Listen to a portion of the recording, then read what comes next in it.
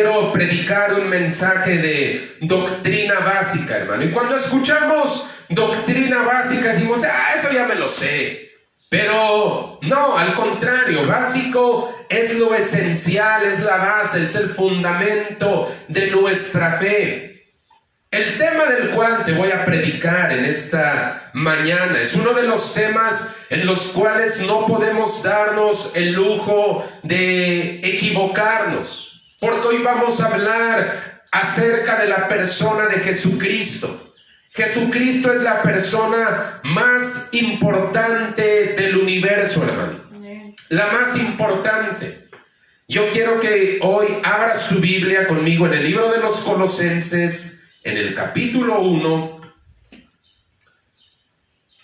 Mira, la gente de todos los tiempos ha tenido una serie de ideas y de opiniones respecto a la persona del Señor Jesucristo. Algunos que lo miraron en persona, ellos opinaban que Jesús era Juan el Bautista. Otros decían, él es Elías, o Jeremías, o alguno de los profetas que han regresado. Los testigos de Jehová, por su parte, dicen que Jesús es un ángel, que fue creado por Dios. Los musulmanes dicen que Jesús fue un profeta, semejante a Moisés, pero inferior a Mahoma. Los gnósticos dicen que Jesús es una emanación de Dios, así como la luz que se desprende de una lámpara. Los filósofos, algunos de ellos, han dicho que Jesús fue un gran maestro moral, así como Buda o como Confucio. Y alguna otra gente ha construido una imagen de Jesús a partir de los libros de fábula. Ellos han dicho cosas como que Jesús aprendió toda su sabiduría y aprendió a hacer milagros porque de niño él fue a aprender a un monasterio allá en el Tíbet. Otros dicen que Jesús se casó con María Magdalena y que tuvo hijos. Otros dicen, la tumba de Jesús se encontró allá en un lugar en la India o en Egipto. Otros más han dicho, Jesús era un extraterrestre que una vez que cumplió su misión en la tierra fue llevado por una nave espacial. Una serie de cosas disparatadas, hermano. Siempre la gente ha tenido una clase de ideas, de opiniones respecto a la persona de Jesucristo. El día de hoy hay personas que siguen sin saber quién es Jesucristo. Mira, pueden llevar un crucifijo ahí en sus cuellos, pueden tener en sus casas algún retrato de un hombre con barba, con un manto sobre la cabeza. Dicen, él es Jesús. Pueden pronunciar su nombre, pero muchas de esas personas no saben quién es Jesucristo o tienen una idea equivocada respecto a su persona. Mira, hermano, yo quiero que tú entiendas algo en esta mañana. Cuando hablamos de la persona de Jesucristo, no se trata de simples opiniones o ideas. Nuestra comprensión de quién es Jesucristo va a determinar nuestra eternidad. Lo que tú opines, pienses de quién es Jesucristo va a determinar tu eternidad. No se trata solo de una opinión, una idea. Es que yo leí en un libro, Jesús vivió y murió en Cachemira. Ya leyó el Código Da Vinci, pastor. Ahí hablan acerca de Jesús. Mira esas ideas tan equivocadas y torcidas que tiene a algunas personas respecto a la persona de Jesucristo. Ha dado que gente hable sin entendimiento, haciendo chistes de Jesús, haciendo películas morbosas respecto a la vida oculta de Jesús, le llaman ellos, poniéndole apodos, parodiándolo. Muchas de esas ideas torcidas, hermano. La mayoría, o te podría decir más bien, todas esas ideas que se han torcido y que hablan de Jesús tienen una dosis de veneno infernal. Cada una de ellas ha sido diseñada por Satanás. Mira, no es algo nuevo. Yo te decía, desde que Jesús andaba en la tierra, el diablo ha intentado rebajar, menospreciar, desvirtuar la persona de Jesucristo. No es un invento nuevo. Tiene diferentes máscaras y distintos disfraces, pero el asunto sigue siendo el mismo: desvirtuar o rebajar la figura del Señor Jesucristo. Mira, Jesús dijo: yo soy el camino, la verdad y la vida. Nadie puede venir al Padre si no es por medio de mí. Y cuando Satanás mira eso, él busca bloquearte el camino. Él busca extraviarte, que no vayas por ese camino. Y él lo que hace es que si la flecha apuntaba para aquí, decía Cristo, él la cambia para allá y hace que la gente se confunda. Pero he conocido algo, hermano, que la mejor manera de combatir el error es predicar la verdad. Por lo que quiero que hoy abras tu Biblia y junto conmigo en Colosenses 1, los versículos del 15 al 19, porque hoy te voy a predicar un sermón de doctrina básica. Jesucristo, el Señor de todo. Así se llama este sermón, y quiero que vayas conmigo a Colosenses 1, en los versículos del 15 al 19, y vamos a ver qué es lo que nos dice hoy la palabra de Dios. Gloria a Dios, ya lo tienes. Amén. Colosenses 1, versículos del 15 al 19. Aquí está el apóstol Pablo hablando acerca de Jesucristo, y mira cómo se expresa de él. Colosenses 1, del 15 al 19. Él, o sea Jesús, es la imagen del Dios invisible, el primogénito de toda creación. Porque en él, en Jesús, fueron creadas todas las cosas, las que hay en los cielos y las que hay en la tierra, visibles e invisibles, sean tronos, sean dominios, sean principados, sean potestades. Todo fue creado por medio de él y para él. Y él es antes de todas las cosas, y todas las cosas en él subsisten. Y él, Jesús, es la cabeza del cuerpo, que es la iglesia, el que es el principio, el primogénito de entre los muertos, para que en todo tenga la preeminencia, o sea, el primer lugar, por cuanto agradó al Padre que en él, en Jesús, habitase toda plenitud. Aleluya. Así es que quiero predicarte este mensaje, al cual he puesto por título Señor Jesucristo, Señor de todos. Y quiero hablar en primer lugar acerca de Jesucristo, el Señor de la eternidad. Mira, una de las doctrinas bíblicas más atacadas por el infierno ha sido la que se refiere a la divinidad de Jesucristo.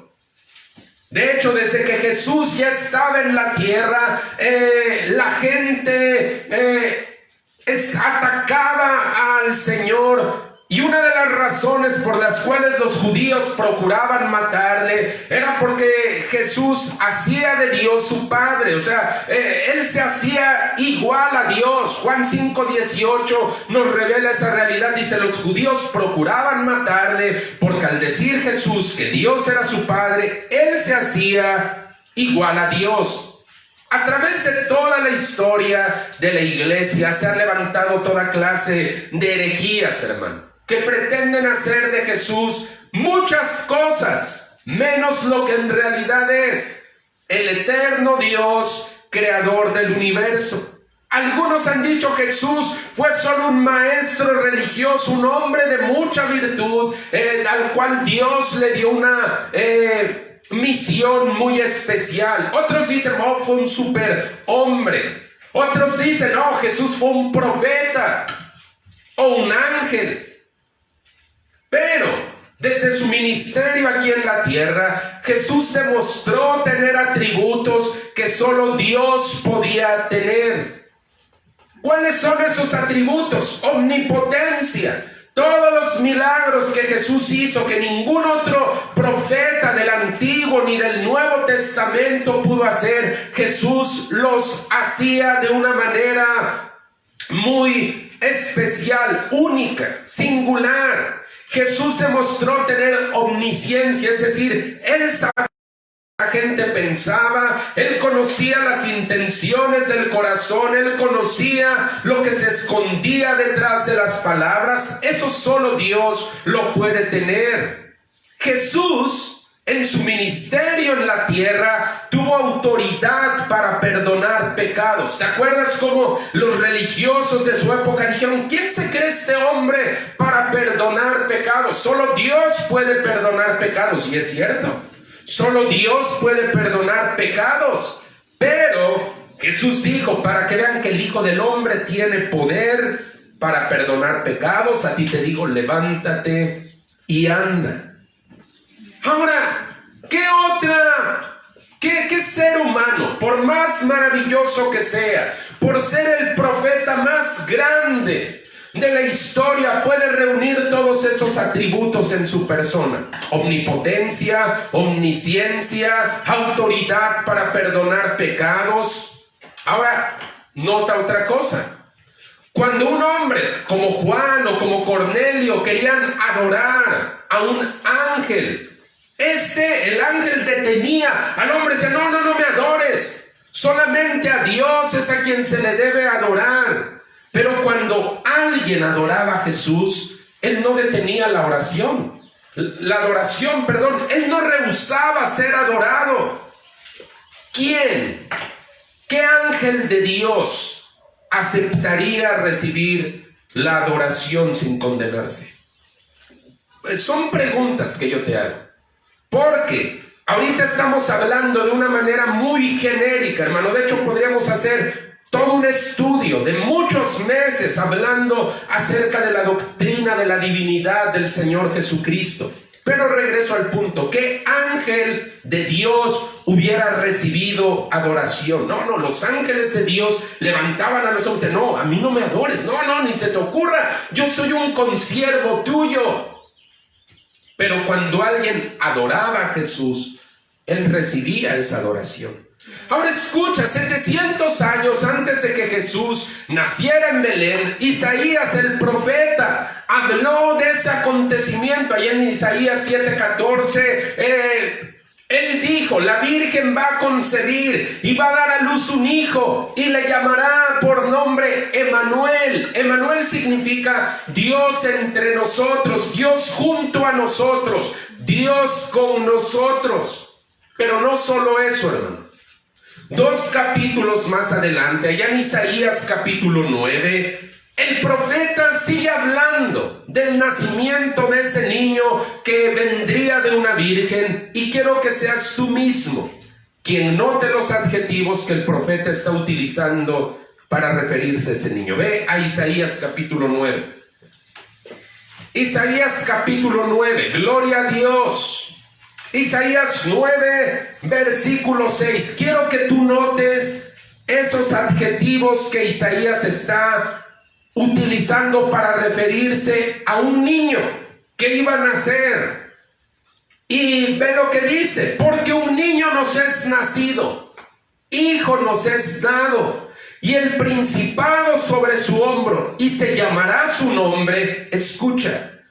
Ese niño va a llevar por nombre Admirable, Consejero, Dios Fuerte, Padre Eterno, Príncipe de Paz. Amén. Gloria a Dios. Amén. Ahora, hazte esa pregunta: ¿a qué niño humano, por más ilustre que fuese su cuna, por más cosas grandiosas que iría a hacer en el futuro, a qué niño humano el propio Espíritu Santo le podría llamar con esos adjetivos? Dios Fuerte y Padre Eterno.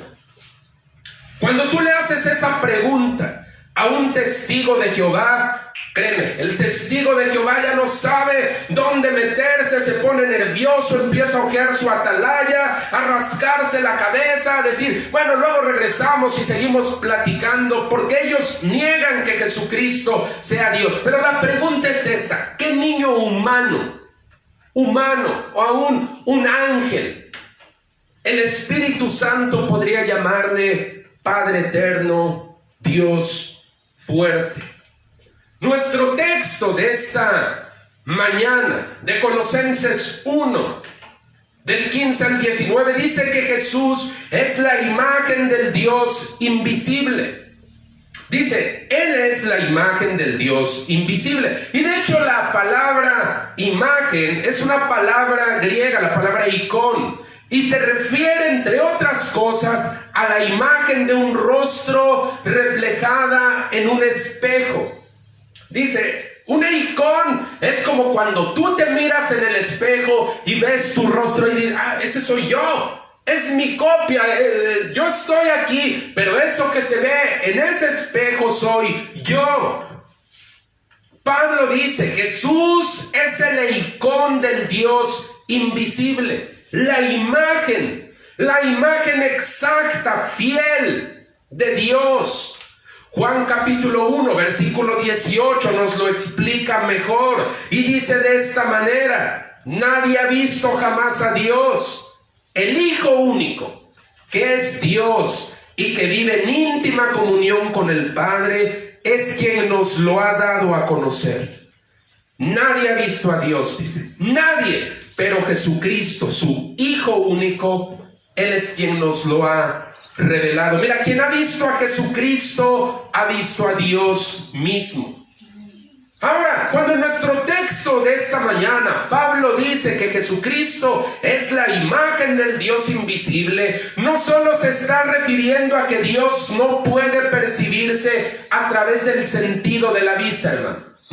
No solo está hablando de ese tipo de invisibilidad. No, Pablo está yendo más al fondo. Dice, nadie ha visto a Dios, o no podemos ver a Dios o conocer a Dios exclusivamente a partir del intelecto ni de la imaginación. El único que puede revelarnos a Dios, el Padre, es Jesucristo, el Hijo.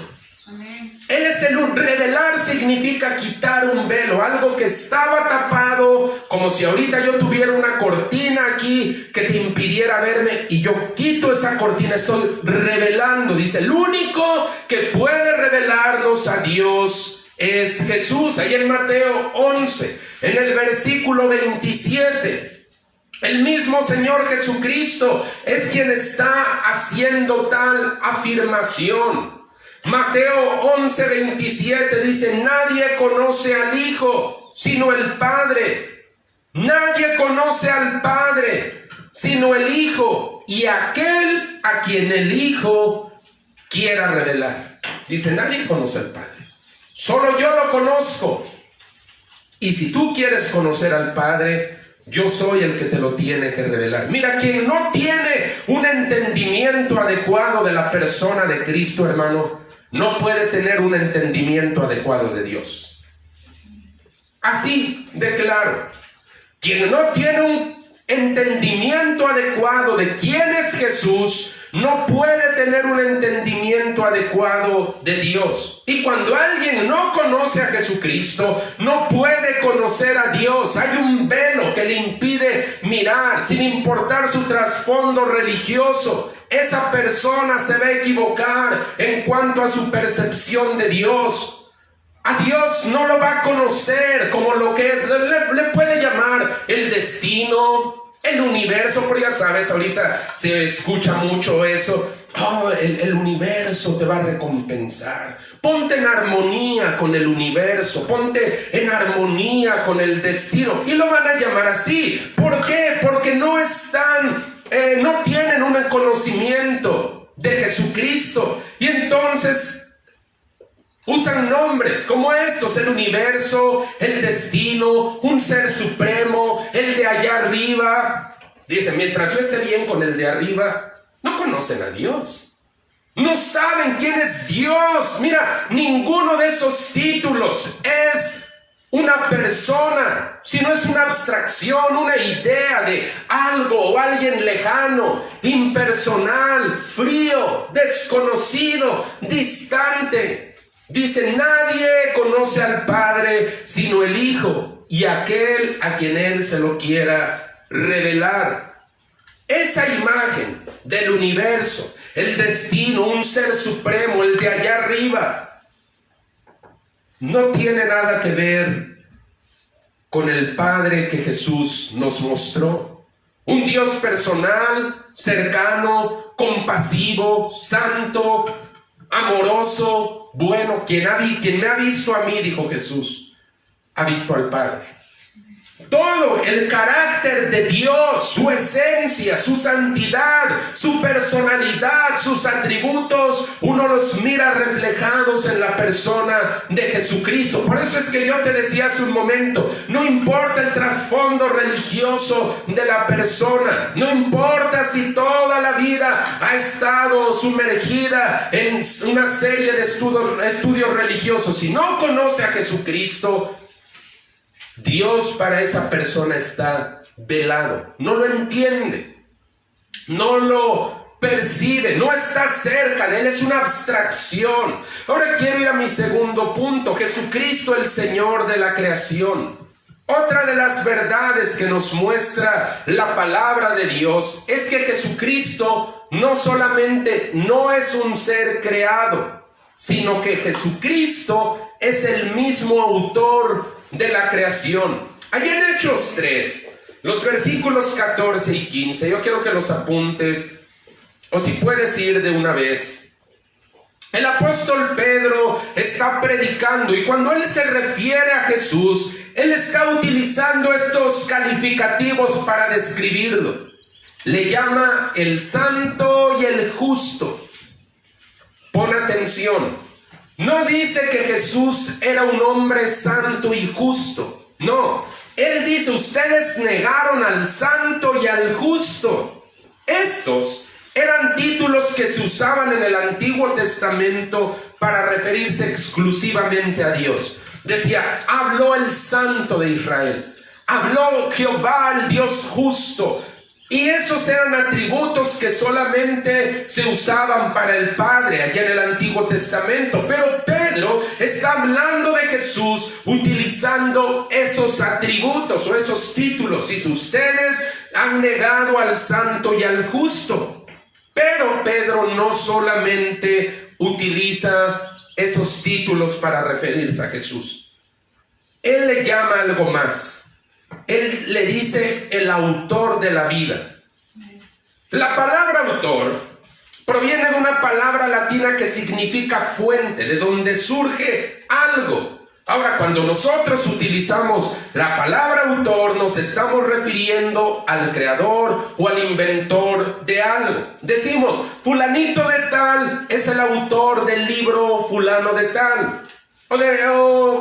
Decimos, él fue el que lo inventó, él fue el que lo creó. Ahora, según el diccionario de la Real Academia Española de la Lengua, autor significa persona que es causa u origen de algo. Y Pedro dice, Jesús es el autor de la vida. ¿Es este un versículo aislado, hermano? Porque para que una doctrina sea tal, no solo debe usarse un versículo, debe de armonizar esa verdad en toda la Escritura. ¿Es este un versículo aislado? No.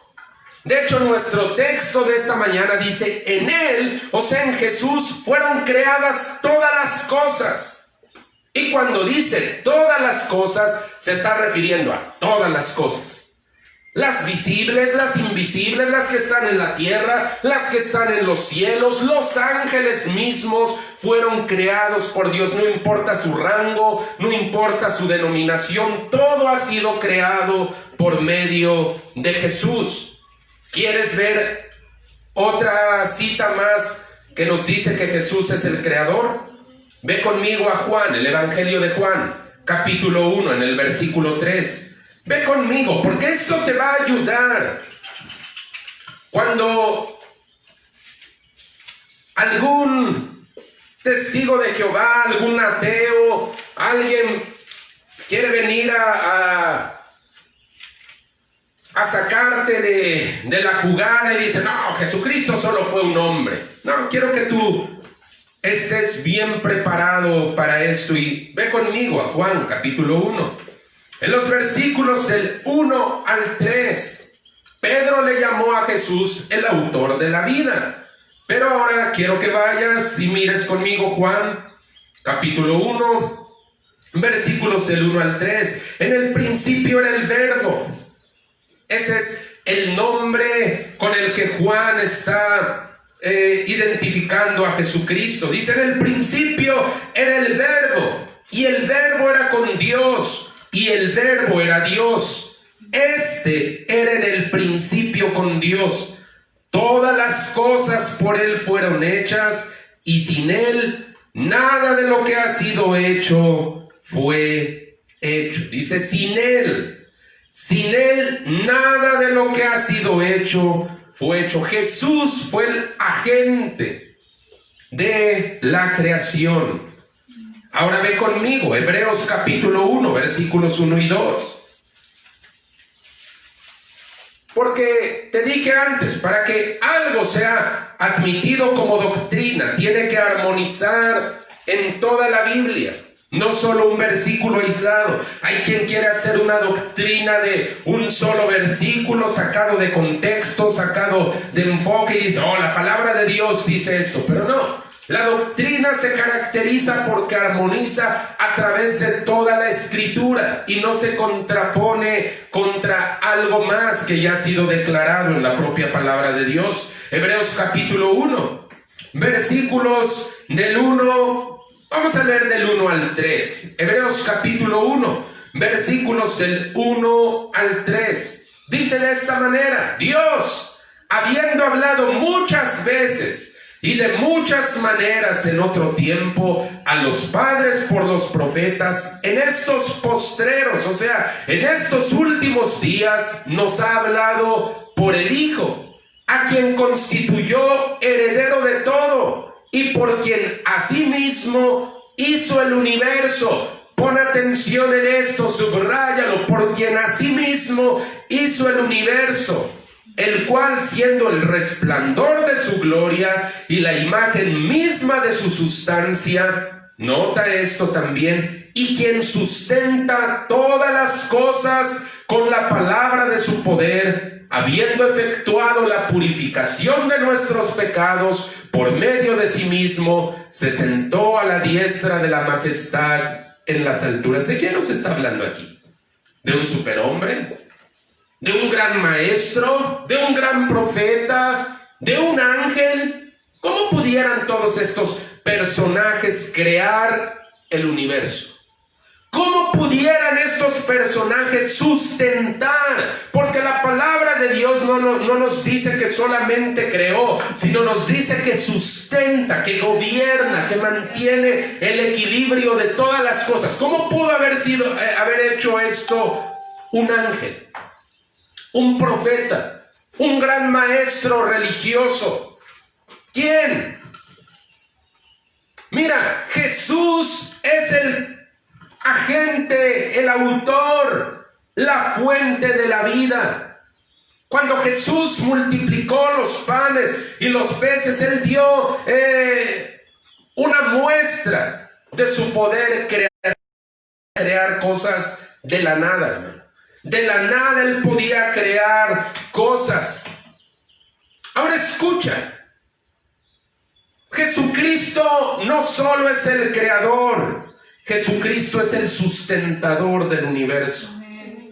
Todo lo que hay en este universo, la armonía, el equilibrio, el orden de la vida, se sostienen por la obra creativa de Dios expresada a través de la persona de Jesús.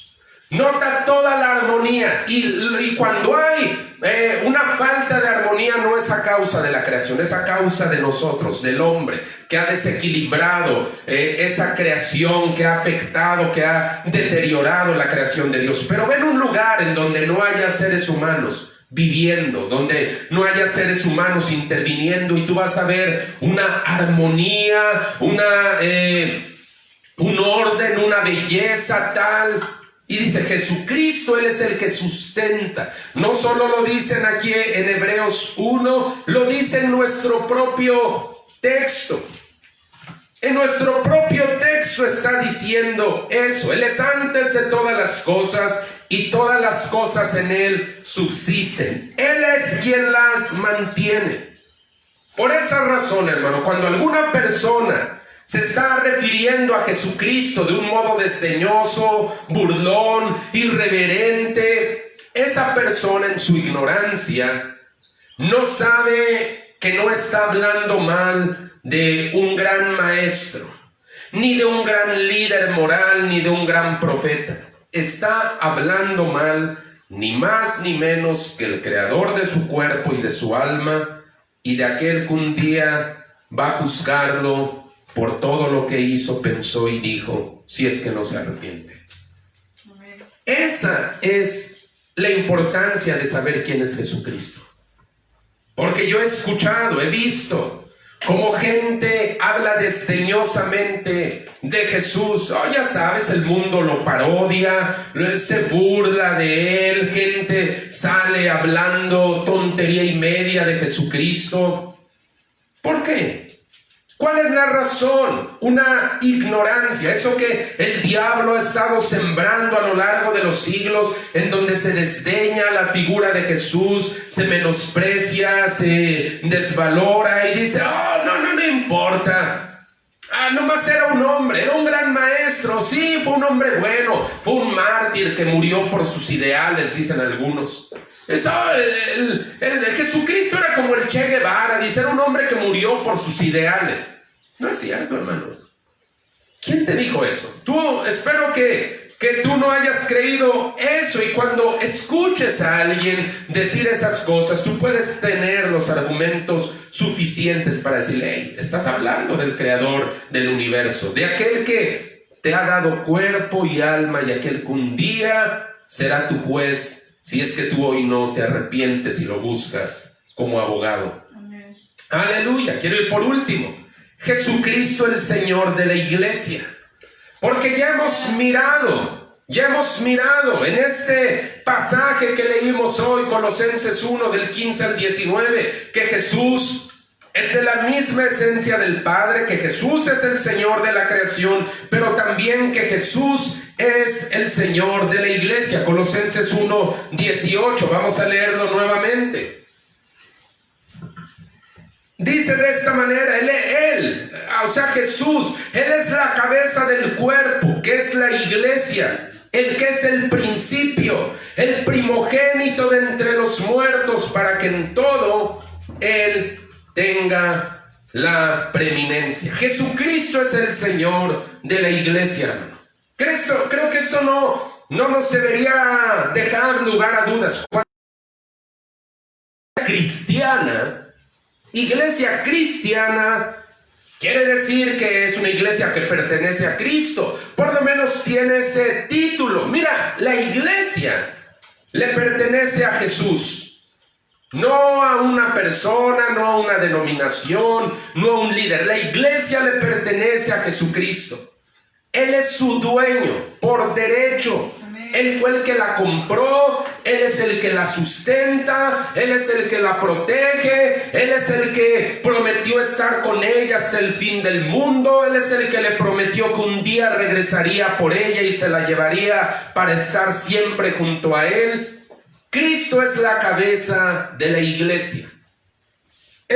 Mira, hay gente que dice, no, es que ustedes los cristianos, ustedes los protestantes son quién sabe qué, porque ustedes no siguen al Papa, al sucesor de Pedro. Y dicen, es que es el Papa, él es el que gobierna la iglesia. Bueno, la iglesia de Cristo es gobernada por Cristo. Nosotros somos miembros de ese cuerpo. Cada uno de nosotros tenemos nuestras propias funciones, nuestros propios dones, pero la cabeza es Cristo. Algunos somos pastores, otros son músicos, otros son hermanos de la iglesia, otros son líderes, pero cada uno de nosotros solamente es una parte del cuerpo. Ahora, escucha, sin Cristo la iglesia se va a desmoronar, hermano. Sin Cristo la iglesia se va a extraviar, se va a perder, se va a secar. No importa el brillo, el carisma, la inteligencia de su líder. Separados de mí, nada pueden hacer, dijo el Señor Jesús. Y es cierto. De Él fluye la vida, Él es la fuente de la vida. Él se comparaba en esa ocasión con una vid. Dice, yo soy la vid, ustedes los pámpanos. Lo que tienen, lo tienen de mí. La vida que fluye por ustedes, fluye. Porque yo soy el que les da esa vida. Separados de mí, nada pueden hacer. Y yo te decía, cuando la iglesia hace a un lado a Cristo y pone sus ojos en los hombres, en las personas, en los líderes, esa iglesia se va a extraviar, se va a secar. Se va a desmoronar, hermano. Mira, cuando la atención de la iglesia se centra en un líder, sea quien sea, el nombre que tú me digas, cuando la iglesia se centra en un líder, los ojos de la gente están en ese líder y no en Jesucristo, tú puedes identificar algo, o lo deberías identificar así. Algo demoníaco se ha instalado en ese lugar. Hay una iglesia que se volvió famosa hace un año más o menos. Ellos se autodenominan la luz del mundo. Algunos hasta confunden a ese movimiento. Dicen, es una iglesia cristiana, ¿verdad? No, yo te lo voy a decir de una vez. No son una iglesia cristiana. Y te voy a decir por qué. Aparte de una serie de cosas muy raras que ellos creen, hay una que me parece fundamental para decir, esta no es una iglesia cristiana. Así como los testigos de Jehová y los mormones no son una iglesia cristiana, la luz del mundo tampoco lo es. Te voy a decir por qué. Cuando una iglesia centra su enfoque, su adoración, su preeminencia en algo que no es Jesucristo, no podemos decir que sea una iglesia cristiana. Estos personajes de la luz del mundo, mira, su líder que estuvo encarcelado, no sé si sigue encarcelado allá en los Estados Unidos, se llama Nazón Joaquín y él mismo se autodenomina como el apóstol de Jesucristo. Pero este líder, mira, tiene una preeminencia tremenda entre su gente. Mira, la gente lo adora. Es más, dentro de su himnario, de lo que ellos cantan, tienen algunos cantos que le dedican a este personaje. Así, sí, como cuando tú y yo alabamos a Dios a la hora de la alabanza, y hay algunas iglesias cristianas que tienen himnarios. Bueno, estos amigos tienen en su himnario cantos de alabanza para este hombre. Miraba el otro día un reportaje cuando este señor andaba en libertad y llegaba ahí a su congregación, y mira, los hombres y mujeres llorando e intentando tocarlo y alcanzar, y la periodista se acerca a preguntarle a una de estas mujeres, oiga, quieren mucho a su líder, ¿verdad? Y dice, sí, y está llorando la mujer. Es que cuando vemos al apóstol, da de cuenta que estamos mirando a Jesucristo. ¡Qué torpeza! Cuando alguien está poniendo sus ojos en el líder, no me importa cómo se llame, en lugar de Jesucristo, algo demoníaco se ha instalado. Juan Calvino dijo alguna vez, el corazón del hombre es una fábrica perpetua de ídolos. Ahora ve, cuando el Papa sale al público, como gente se agolpa. ¿Te acuerdas cuando el Papa venía y toda la gente iba tras él y lo correteaban, y gente llorando y gente muy conmovida? Hace poco se hizo famosa una escena en donde una mujer quiere agarrar al Papa y el Papa le da unos manazos ahí para que se aliviane. No, ya déjame en paz. Mira, yo te decía hace rato, cuando la iglesia, sea cual sea, pone su mirada en el hombre y la aparta de Cristo, esa iglesia va a extraviar, se va a secar, se va a desmoronar. Separados de mí nada pueden hacer. Líderes de iglesias que se autodenominan cristianas, algunos líderes de esas iglesias exigen tratos o títulos especiales. Oh, a mí yo soy el apóstol. Oh, él es el patriarca. Oh, él es el vicario de Cristo.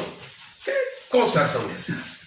Algunos de ellos, estos líderes, son tratados como verdaderas celebridades. Mira, parecen más estrellas de rock que siervos de Jesús. Tú lo puedes ver como, oh, no, sí. Oh, algunos, mira, de veras es de pena ajena. Le llaman papito, le llaman patriarca, le llaman cosas marcianas, les besan las manos. Pero algo yo te puedo decir, y lo quiero recalcar. Cuando una iglesia aparta los ojos de Jesús y los pone en un ser humano, en un líder religioso, algo demoníaco se ha instalado ahí. El pastor Wayne Mitchell es enemigo de todo ese tipo de bitlemanía religiosa. Él es un hombre que desde el principio, y eso lo ha marcado una y otra vez, a mí no me anden con rollos, yo no quiero eso de que me traigan acá y allá como si yo fuese una celebridad. No, yo soy un pastor. Él nunca se ha adjudicado el título. No, a mí llámenme el apóstol Mitchell. Nunca ha dicho, oh, a mí dígame el patriarca, a mí béseme la mano cuando me encuentre, yo soy el vicario de que... No, es un hombre muy sencillo. Y todos los líderes que han estado y que están junto a nosotros, tú los miras, gente muy accesible, muy cercana, conocemos cuál es nuestro lugar dentro de la iglesia, hermano. No somos partidarios de ese tipo de bitlemanía, de histeria religiosa, en donde, ay, por favor, yo quiero tocarlo. Y eso, hermano, cuando una iglesia se extravía de esa manera, ya no sabe quién es Jesucristo. Jesucristo es el Señor de la iglesia. Él es el único que merece la gloria, los aplausos, la adoración, las lágrimas, todo lo que Él es.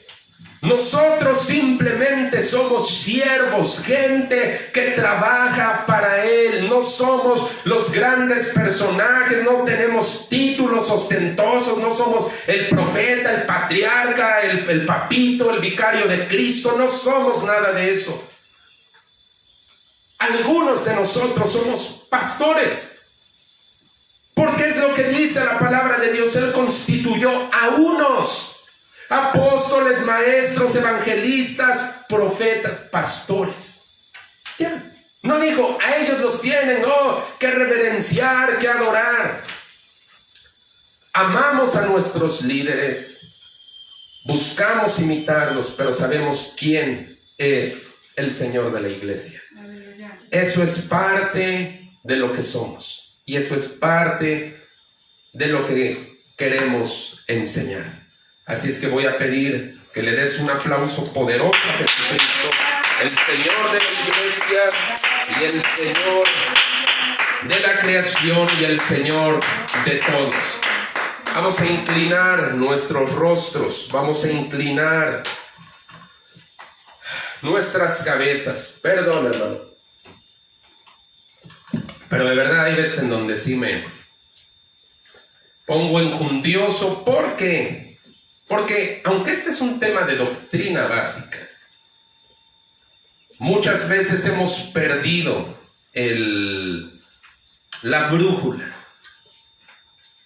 Iglesias que comenzaron muy bien, con un genuino mover de Dios, gente que fue usada por Dios en un principio, de repente comenzaron a extraviarse cuando dejaron de ver la persona de Jesucristo. Mira, lo que tú opines de Jesucristo, lo que tú creas de Jesucristo, lo que tú hables de Jesucristo, no es sola una opinión, no es una mera idea, no. Lo que tú hables, opines, digas respecto a Jesucristo puede cambiar tu eternidad. Jesucristo es la persona más importante del universo. El más importante, el que tiene, dice la Biblia, la preeminencia en todo, el primer lugar en todo.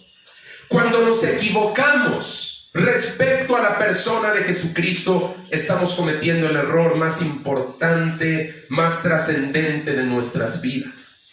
Quien no tiene una comprensión adecuada de la persona de Jesucristo, no va a tener una comprensión adecuada de Dios. Va a haber un velo. Va a haber un velo respecto a quién es Dios. Porque Jesús dijo, nadie conoce al Padre sino yo, y aquel a quien yo se lo quiera revelar. Hay gente que no ha comprendido, no ha tenido un encuentro con Jesús y sigue teniendo ideas muy equivocadas, muy torcidas, disparatadas de quién es Dios. Algunos, no todos blasfeman, pero hay otros que han hecho opiniones de Dios como un ser abstracto, no, ni siquiera un ser, una idea abstracta. Le llaman el universo, el destino, el ser supremo. Otros lo ponen como dice, el de allá arriba, bendecido por el de allá arriba, dicen algunos. Pero ese no es el Dios de la Biblia, no es el Dios creador del universo, no es el Dios ante el cual un día tú y yo vamos a estar puestos de pie. Es un Dios velado. Gente que comenzó muy bien, o gente que comenzó en una iglesia cristiana, cuando perdió de vista a la persona de Jesucristo se torció. El fundador de los mormones empezó en una iglesia cristiana. El fundador de los testigos de Jehová empezó en una iglesia cristiana. Perdieron ellos de vista a la persona de Jesús y se torcieron en sus propias mentes. Cuando no tenemos una adecuada comprensión de quién es Jesucristo, deberíamos ponernos a temblar y a lamentar y buscarlo. Jesús dijo, bienaventurado el que no haya tropiezo en mí, el que no se tropieza respecto a quién soy yo. Y Jesús lo dijo en el contexto de que Juan dijo, oye, tú eres el que iba a venir. Juan estaba teniendo dudas. Juan aún, mira, ese grande hombre de fe. Por eso es que quiero que tú veas la importancia de esto. Juan, ese profeta que habló, que le preparó el camino al Señor, está teniendo de repente una crisis de fe. Dice, ¿eres tú el que iba a venir o esperamos a otro? Y Jesús les dice, invitados, vayan y díganle a Juan lo que miran que yo estoy haciendo. Y después que se van, dice Jesús, bienaventurado el que no haya tropiezo en mí, el que no se tropieza respecto a quién soy yo. Oye, hermano, tú y yo como iglesia debemos saber por qué nos llamamos a nosotros mismos cristianos. Somos cristianos porque adoramos a Jesucristo. Somos cristianos porque Él es nuestro Dios, porque Él es nuestro sustentador, porque Él es nuestro Señor, el que nos compró, el que nos redimió, el que un día va a venir por nosotros, el que está el día de hoy a tu lado. A Él adoramos, a Él lo amamos sin haberlo visto con nuestros ojos. Pero lo amamos y lo adoramos porque Él nos amó primero. Esa es la persona de Jesucristo. Probablemente este tema yo no lo hubiera abarcado en una predicación. Créeme, traté de condensarlo lo más posible. Probablemente después haga una serie de estudios de esto, porque hay mucho que nos va a ayudar a amar cada día más al Señor Jesús. Ama a Jesucristo. No ames a nadie más que al Señor. Ama a todos los demás, pero el primer lugar de tu corazón debe ser Jesús. Él dijo, quien ama más a su padre, a su madre, a su esposa, a su esposo, a sus hijos, más que a mí, no es digno de mí. Jesús dice, yo soy Dios, yo quiero el primer lugar en tu corazón. Y Él lo merece. Y créeme, cuando tú ames por sobre todas las cosas a Jesús, tú vas a saber mejor, amar mejor a los demás. Porque Él es la fuente de donde emana la vida. Él es la fuente, el autor de la vida. Quiero dirigirme rápidamente.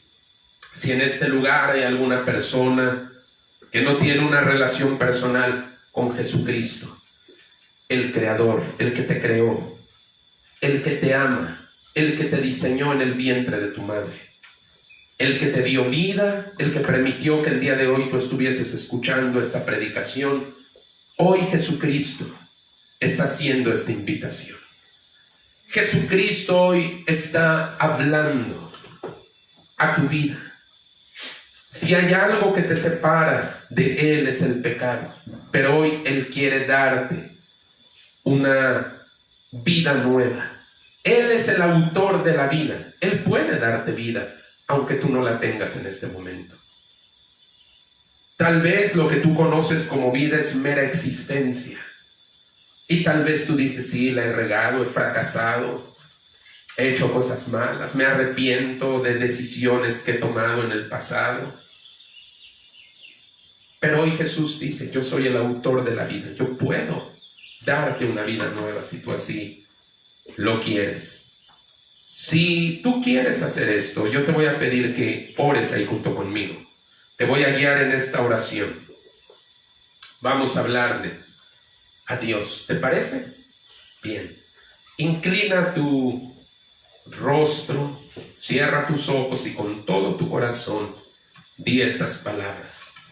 Padre, en el nombre de tu Hijo Jesús, a quien hoy reconozco como mi Señor, mi Dios y mi Salvador, yo vengo arrepentido de la vida que he vivido, de las cosas que he dicho, de todo lo que he hecho mal, de todo lo que he hablado y he pensado mal. Hoy te pido que me perdones todos mis pecados, todas esas cosas que te ofenden, que me apartan de ti. Hoy te entrego mi vida, Señor Jesús, para que tú hagas una vida nueva. Tú puedes hacer nuevas todas las cosas. Y hoy te pido, Señor, entra en mi corazón, conviértete en el Rey de mi corazón. Confieso que tú moriste por mí en la cruz del Calvario y derramaste tu sangre preciosa para que yo pudiera vivir. Y sé que tú resucitaste al tercer día y que hoy vives para siempre. Por lo tanto, yo te pido, vive dentro de mí. Yo quiero amarte cada día más y estar para siempre contigo, en tu reino y en tu gloria. Gracias, Señor Jesús. Amén. Puede levantar su rostro, puede abrir sus ojos. Gloria a Dios. Qué bueno que usted hizo esta oración junto con nosotros. Póngase en contacto con nosotros, hermano, y queremos ser una bendición para sus vidas. Vamos a ponernos de pie. ¿Qué le parece? Acuérdese, 6 de la tarde, nos vemos nuevamente en este lugar. Desde las 5 comienza la oración. Coma con su familia, disfrute a su familia y en la tarde nos estamos mirando nuevamente. Padre, en el nombre de Jesús, te damos las gracias por este precioso y poderoso tiempo. Te alabamos, Señor, y te pido que bendigas a mis hermanos, bendícenos a nosotros mismos y permítenos estar una vez más a las 6 de la tarde. En el nombre de Jesús, amén.